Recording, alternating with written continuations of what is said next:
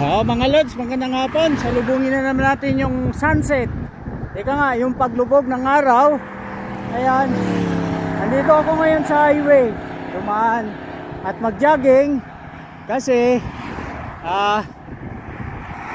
nabibitin ako doon sa area kung saan ako nagja-jogging. Kaya dito ako sa highway, medyo delikado nga lang. So angat ko na magiging safe ako. Ayan, palubog na yung araw mga lods. So napakaganda po ng kanyang paligid. Nandito ako sa highway. At ayun, may guhit yung langit.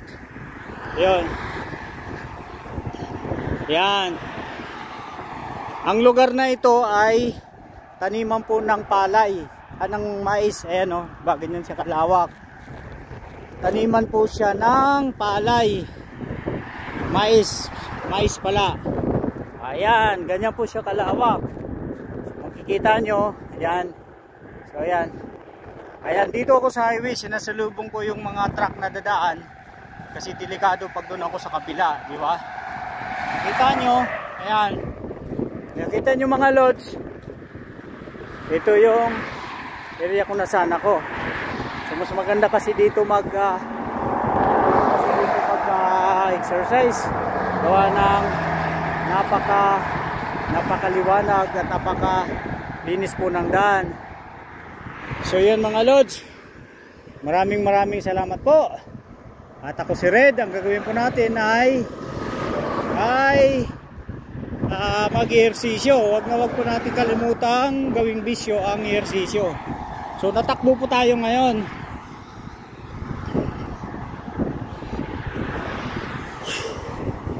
Yun. Yan, mga truck po yung nandito, medyo delikado. Kaya gilid-gilid lang po tayo. Marami pong dumaan na sasakyan.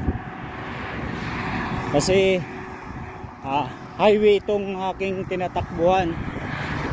Kasi mas masarap tumakbo dito. Medyo risky nga lang. Nakita nyo, yan yung kumbaga bahay na sa mga tatanim ng mga palay dyan. Yan yung mga bahay nila. O diba? So yun. Yan yung araw. At ito, makikita nyo, sinasalubong ko yung mga truck, sasakyan. Diba? Yan, lalaking truck, diba? So yan. Kasi pag doon ako sa ayan, doon ako sa area ko, medyo maiksi lang yung tatakbuhan ko. Ayan yung bahay, parang wala ng tao, diba? Diba?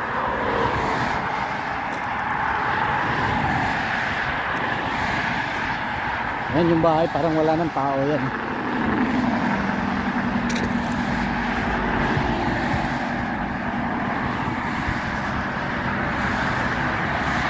Yan. Yan nyo. Diba? Yan.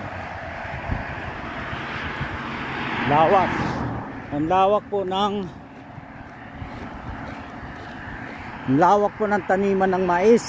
Ayan mga lods. Taniman po ng mais yan. Yan.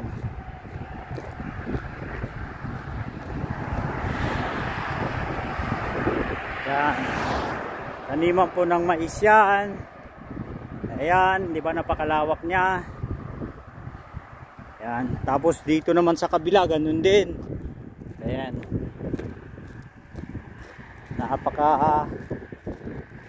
Napakalawak po ng taniman niya. Ayan.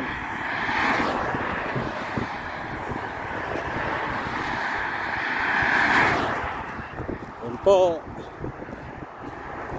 Ayan po.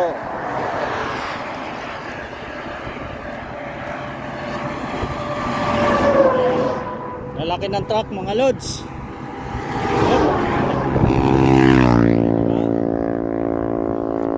Yan. So ito yung ginagawa ko pagka may time talaga ako, at lagi naman kung may time talaga ako, ginagawa ko talaga regular kong ginagawa ang pag ehersisyo, takbo, ganyan. Yeah. Yan mga lods. O paano mga lods? Maraming salamat po sa inyong lahat.